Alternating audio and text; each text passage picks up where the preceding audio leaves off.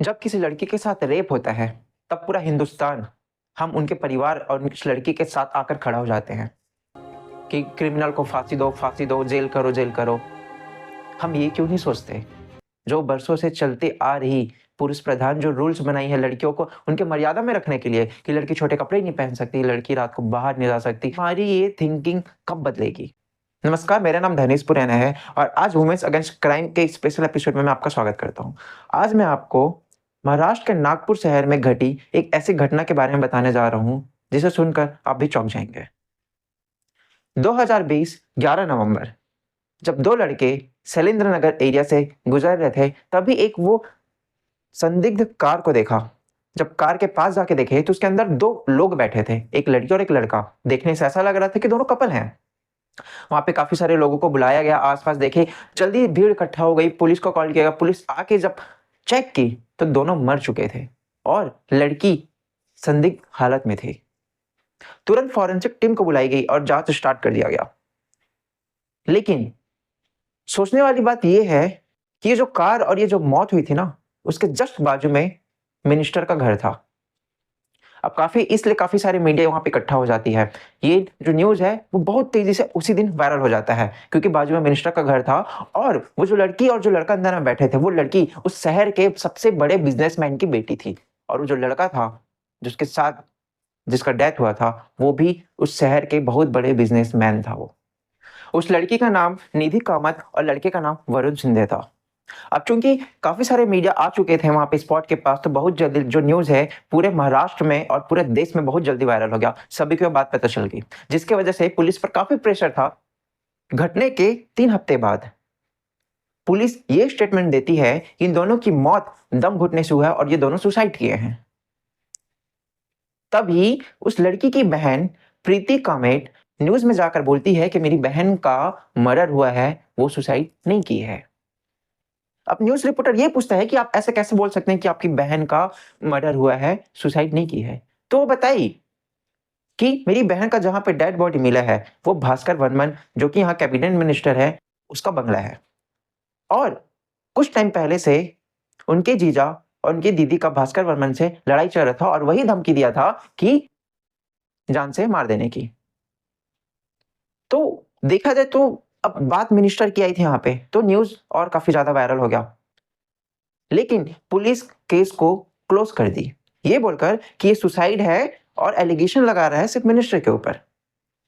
तो लड़की just opposition leader के पास जाके अपनी बात को रखी, क्योंकि जो उसकी बहन है जिसकी मौत हुई थी, उसकी बहन प्रीति कामेट, वो अपोजिशन लीडर में पार्टी कार्यकर्ता थी। वो जाके अपोजिशन लीडर से मिलती है और बोलती है कि आप कुछ करो इसमें, क्योंकि मेरी बहन सुसाइड नहीं कर सकती।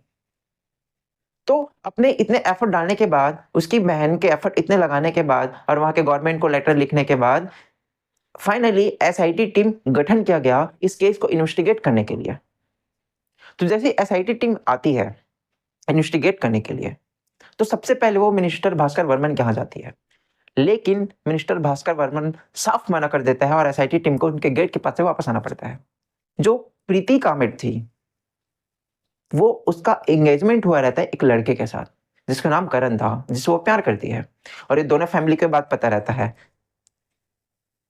वो लड़का प्रीति के हर मोड़ पे साथ देता है, क्योंकि प्रीति कामेट एक बिजनेसमैन की बेटी थी और क्योंकि यहाँ पे एक पॉलिटिशियन का नाम सामने आया था, इसलिए वो पॉलिटिशियन भास्कर वर्मन उसके पापा को कंटिन्यू फोन करके ये धमकी दे रहा था कि अगर ये केस तुम लोग वापस नहीं लिए और ये सब कुछ बंद नहीं हुआ तो तुम्हारी बेटी के लिए अच्छा नहीं होगा। तो उसके पापा काफी डर चुके थे। मैं आपको बता दूं, जो निधि कामेट थी वो वरुण से कैसे मिली थी। निधि कामेट जब मिस नागपुर बनी, तब जो वरुण था वो बहुत बड़ा बिजनेसमैन था, तो उसको अवार्ड देने आया हुआ था। वहां वो पहली बार निधि कामेट को देखा, तब से उन दोनों के बीच बातचीत होना चालू हो गया। दोनों एक दूसरे को पसंद करने लगे, फिर बाद में शादी करने का प्लान बना।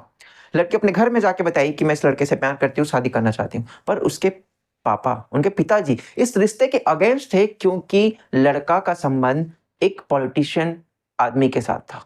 इसलिए उसके पापा मना कर दिया, मैं ऐसे व्यक्ति को अपनी बेटी नहीं दूंगा जो किसी पॉलिटिक्स से रिलेटेड रखता है। फिर भी लड़की उससे प्यार करती थी और ठान ली थी, उसकी छोटी बहन प्रीति उसका साथ दी थी, इसलिए वो अपने माँ बाप को बिना बताए वो लड़की अपने पापा के साथ मर्जी के खिलाफ जाकर उस लड़के से शादी कर लेती है। शादी करने के बाद, क्योंकि उस लड़के का जो बिजनेस पार्टनर था वो तो मिनिस्टर था।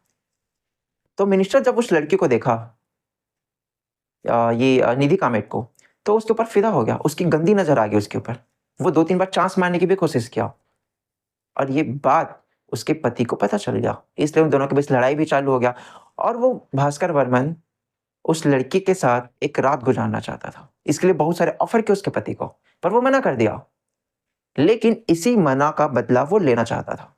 ये मेन पॉइंट बनता है कि भास्कर वर्मन कहीं न कहीं इस केस में इन्वॉल्व है और उन्होंने ही मर्डर कराया है। जैसे मैंने आपको बताया, प्रीति कामेट को उसके माँ-बाप उसको घर से निकाल दिए थे। क्यों निकाले थे? क्योंकि मिनिस्टर का प्रेशर बन रहा था उसके पापा के ऊपर कि तुम अपनी बेटी को बोलो कि केस वापस ले ले, नहीं तो मैं तुम्हारा बिज़नेस बर्बाद कर दूँगा और तुम्हारी ये बेटी के साथ भी ठीक नहीं होगा। तो प्रीति कामेट नहीं मानी तो उसके पापा गुस्से में आकर उसको घर से बाहर निकाल दिए। तब प्रीति कामेट अपने होने वाले पति के घर जाके रहने लगी। तब एसआईटी को कोई प्रूफ नहीं मिल रहा था भास्कर वर्मन के अगेंस्ट कोई स्ट्रॉन्ग प्रूफ नहीं मिल रहा था। तभी जो स्टेटमेंट जो भास्कर वर्मन ने कहा था कि जो गजेंद्र वर्मन है अपोजिशन लीडर, उसकी गंदे नजर थी, न कि मेरी। तो पुलिस उस तरफ जब इन्वेस्टिगेट कर रही थी तो भी कुछ हाथ नहीं लग रहा था। तभी एक दिन ऐसा हुआ, जब प्रीतिका में नहाकर आ रही थी अपने रूम पर, तभी अपने होने वाले पति करण को बात करते सुनी वो अपोजिशन लीडर गजेंद्र के साथ। और वो फ़ोन में ये बोल रहा था कि आपके कहने पे मैंने निधि कामेट को और उसके पति वरुण को मैंने ठिकाने लगा दिया और आप अपनी शर्तें पूरी करो। और ये बात सुन लेती है प्रीति। वो ये बात सुनकर शॉक्ड हो जाती है कि जिससे मैंने इतना प्यार किया, इतना भरोसा किया, उसने ये चीज़ किया, उसने धोखा दिया, उसने मेरी बहन को मारा। उसको कुछ समझ नहीं आता कि क्या करूँ? लेकिन उसके पति जैसे ही देखता है कि मेरी पत्नी होने वाली जो प्रीति थी, वो सारा बात सुन चुके थे। उसको काफ़ी कन्विंस करता है कि मैंने कुछ नहीं किया, मैं अपने फ्यूचर के लिए किया, हमारे लिए किया, क्योंकि मेरे को वो अच्छे पोस्ट देने वाले थे पोज़ीशन में। ये सब काफ़ी सारी कन्विंसिंग वाली बात बोली और लड़की को ये भी कहा कि हम चलो जाके गजेंद्र वर्मन से बात करते हैं, ये करते हैं। उसको जो भी बोल के, उसको बेवकूफ़ बना के, उसको एक ऐसी जगह में लेकर जाता है, जहाँ एकदम सुनसान होता है। वहाँ वो प्रीति कामेट को मर्डर कर देता है और दूसरे दिन लाश मिलता है पुलिस वालों को। जब एसआईटी की टीम इस बारे में छानबीन करती है कि अभी इसकी बहन का मर्डर हुआ, अब प्रीति कामेट का। तो ये पाती है पुलिस कि ये किसके साथ थी? करण होने वाले पति के साथ। उससे पूछे, तुम कहाँ थे? उसका जवाब कुछ सैटिस्फाइंग नहीं था। तो पुलिस वाले क्या किए? उसका सीडीआर निकाला, कॉल डिटेल।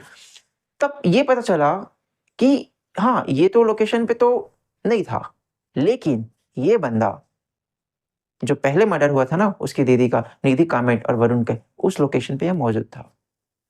तब पुलिस को डाउट हुआ कि कहीं इस लड़के ने तो नहीं किया है। तब इसके फिंगरप्रिंट को जब मैच करके देखा गया, उस कार के फिंगरप्रिंट में जो मिला था, तब मैच हो गया। तब पुलिस इस लड़के को उठाती है और पूछताछ करती है कि तुमने क्यों मारा? तब ये लड़का बताता है कि जो अपोजिशन लीडर गजेंद्र वर्मन थे, उन्होंने ये वादा किया था अगर वो निधि कामेट को एक रात के लिए उसके पास लाता है, तो वो उसको पार्टी में एक अच्छा पोज़ीशन देगा। आप सोच सकते हैं हमारे जो देश को चलाने वाले जो बड़े-बड़े पॉलिटिक्स हैं, वो हमारे आजकल की यंग लड़कियों का रेप कर रहे हैं। फिर भी उनके साथ कुछ नहीं हो रहा है। केस के एट द एंड रिजल्ट ये हुआ कि पूरे ज़माने को पता चल गया था कि गजेंद्र वर्मन के कहने पे वो दोनों लड़का का मर्डर किया और उस लड़की का रेप गजेंद्र वर्मन किया था। सिर्फ एविडेंस नहीं होने के कारण आज वो गजेंद्र वर्मन आज भी वो खुले नागपुर में घूम रहा है। बहुत दुःख होता है कि लोकतांत्रिक देश में इस तरह का वारदात होता है। जो गुनाह कर रहा है वो खुलेआम घूम रहा है। यहाँ तक कि सबको ये पता है, जो कल्प्रिट है, जो क्रिमिनल है, वो बता चुके हैं कि गजेंद्र वर्मन ने रेप किया था और उसी के कहने पे मैंने उन दोनों का मर्डर किया। फिर भी गजेंद्र वर्मन के अगेंस्ट कोई केस नहीं बना, आज वो खुला घूम रहा है। इन्वेस्टिगेशन अब भी जारी है। तो ये है हमारे देश की पॉलिटिक्स और पावर कैसा मिसयूज़ होते आ रहा है। तो मैं आप सबसे यही रिक्वेस्ट करना चाहूँगा कि अगर आप अपने जनप्रतिनिधि चुन रहे हैं हमारे देश को चलाने के लिए, तो आप जो फ्रीबीज़ आते हैं ना कि हम आपको 8,000 रुपए देंगे, फ्री बिजली देंगे, फ्री पानी देंगे, इनके बेसिस पे वोट ना दें। आप उनके पास्ट में किए हुए काम को, उनके क्वालिफ़िकेशन, उनके एजुकेशन, इनके बेस पे वोट दें। तभी हमारे देश सुधर सकता है। तभी ये जो क्राइम्स हो रहे हैं, जो लड़कियों के साथ रेप हो रहा है, ये सब रुक सकता है। एक यही ऑप्शन है। मिलते हैं अगले किसी और क्राइम के